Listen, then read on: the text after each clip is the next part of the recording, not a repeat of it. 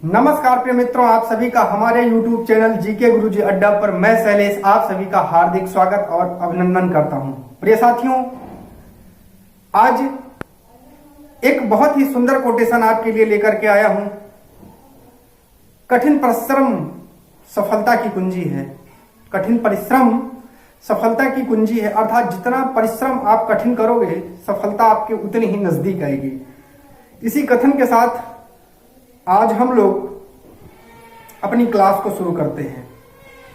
देखिए साथियों, हम लोगों ने जो इसके पहले डिस्कशन किया था वो था आर्थिक पहलू। आज हम लोग उत्तर वैदिक काल के जो धार्मिक पहलू हैं इनकी चर्चा करेंगे। धर्म से संबंधित जितनी भी चीजें हैं आज मैं उन चीजों को आपको समझाऊंगा और उन चीजों पर विस्तृत चर्चा और परिचर्चा करेंगे। देखिए, धर्म एक बहुत बड़ा मुद्दा है। धर्म एक बहुत बड़ा मुद्दा है और धर्म का जो कॉन्सेप्ट होता है ना वो बहुत जटिल होता है। लेकिन फिर भी आइए हम लोग उत्तर वैदिक काल में देखते हैं धर्म की क्या स्थिति है। ठीक है ना। यहाँ नाना प्रकार की परिवर्तन आपको देखने को मिलेंगे समाज में। धर्म से संबंधित बहुत सारी चीजें आपको, यहाँ तक कि देवताओं के महत्व में भी आपको परिवर्तन देखने को मिलेगा। जो ऋग्वैदिक काल में इंद्र और अग्नि जो महत्वपूर्ण देवता के रूप में जो माने गए हैं ना, उनकी भी स्थिति यहाँ डाउन हो जाती है। इसका मतलब कहा जाता है प्रजापति की स्थिति यहाँ सर्वोच्च हो जाती है, जिसको सृजन का देवता कहा गया है। पशुओं के देवता के रूप में रुद्र का उल्लेख मिलेगा आपको, और विष्णु जो है पालनहार के रूप में यहाँ मिलेंगे आपको। ठीक है ना। पूषण जो ऋग्वैदिक काल में आपके पशुओं के देवता थे, यहाँ आकर के वो शूद्रों के देवता हो जाएंगे। इस प्रकार मैं आपको बता रहा हूं कि उत्तर वैदिक काल में समाज में बहुत सारे परिवर्तन धर्म के आधार पर आपको देखने को मिलेंगे। आइए एक एक बिंदुओं पर विस्तृत चर्चा और परिचर्चा करते हैं। देखिए, उत्तर वैदिक काल के धार्मिक जीवन की अगर मैं बात करता हूं, धार्मिक जीवन का मतलब ऐसा जीवन जो धर्म से रिलेटेड हो, जो धर्म के अधीन, धर्म के माध्यम से संचालित होता है, वही धार्मिक जीवन है।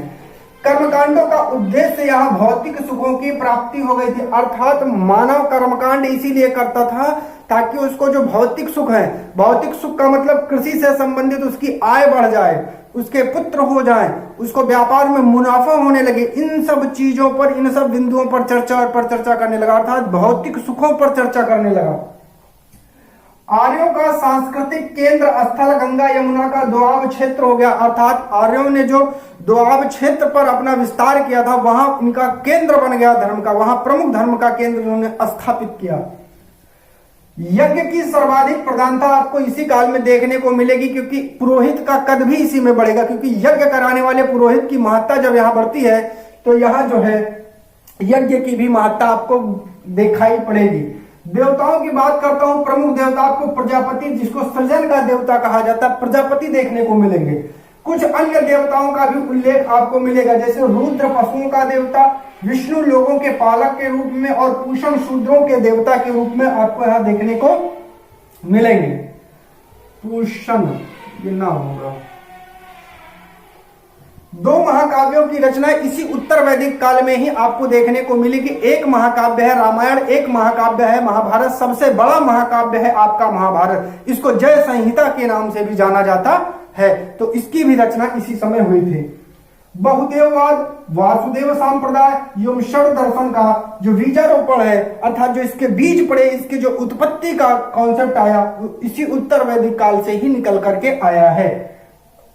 षड दर्शनों की अगर मैं बात करता हूं, 6 वो कौन कौन से दर्शन है, तो आपका सांख्य है, योग है, न्याय है, वैशेषिक मीमांसा है और वेदांत है। वेदांत का मतलब जो है वेदों का अंत, जिसको हम लोग क्या कहते हैं, उपनिषद। ठीक है ना। मीमांसा आपकी दो प्रकार की है, पूर्व मीमांसा और उत्तर मीमांसा। इनके बारे में मैं यहाँ आपको डिटेल में समझाऊंगा। अभी पहले मैं देखता हूं जो इंपॉर्टेंट सेगमेंट है उनके बारे में।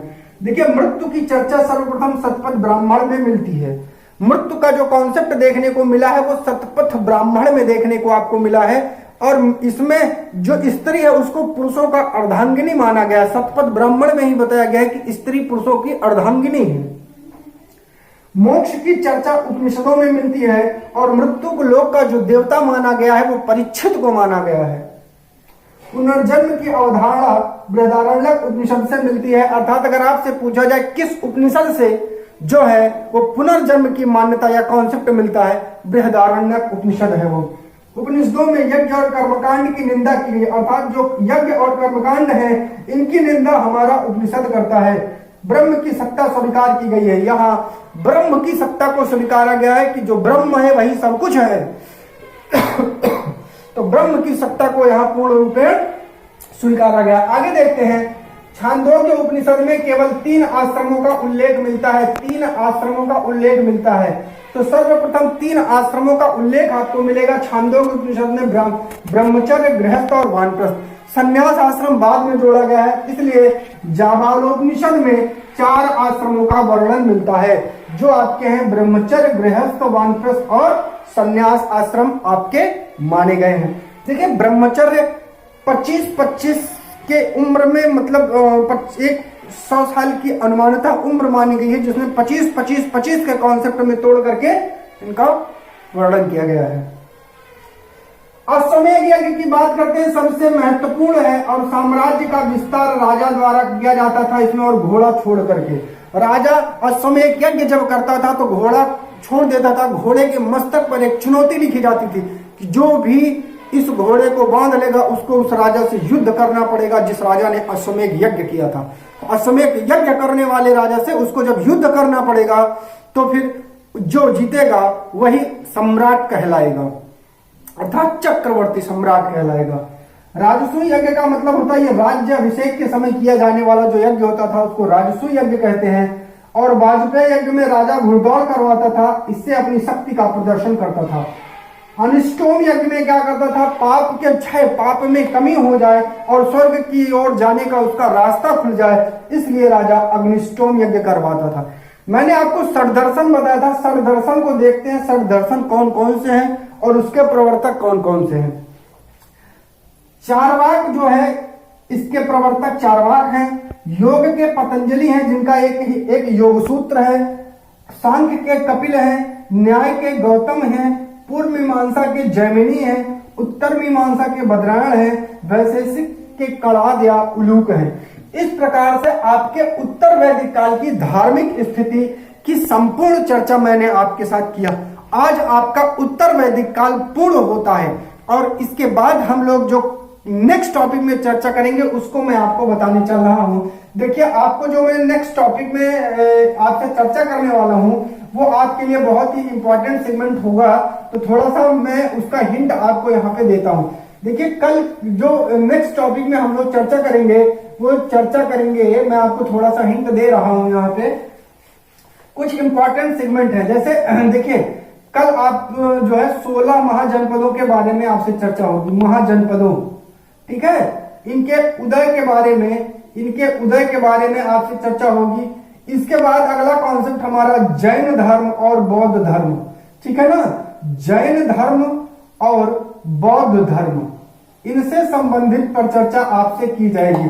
देखिए जैन धर्म और बौद्ध से संबंधित परिचर्चा आपसे की जाएगी और यहां तक यह बताया जाता है कि जो जैन धर्म है ये वेदों से भी पुराना माना जाता है, अर्थात इसको वेदों से भी पुराना माना गया है जैन धर्म को, क्योंकि इसमें जो अनुयायी हुए हैं, जो इसके पहले अनुयायी हैं, ऋषभ देव हैं, इन सब के बारे में विस्तृत चर्चा आपको नहीं मिलेगी, सिर्फ 2 ही के बारे में मिलेगी आपको। तो इसके बारे में मैं आपसे चर्चा करूंगा बाद में, लेकिन आज का जो टॉपिक है वो आपका कंप्लीट हुआ है। कल से जो आपका सेगमेंट स्टार्ट होगा वो होगा महाजनपदों का इतिहास, और जैन और बौद्ध धर्म का हम लोग जो है जो अध्ययन करेंगे जैन और बौद्ध धर्म का, वो तुलनात्मक अध्ययन करेंगे।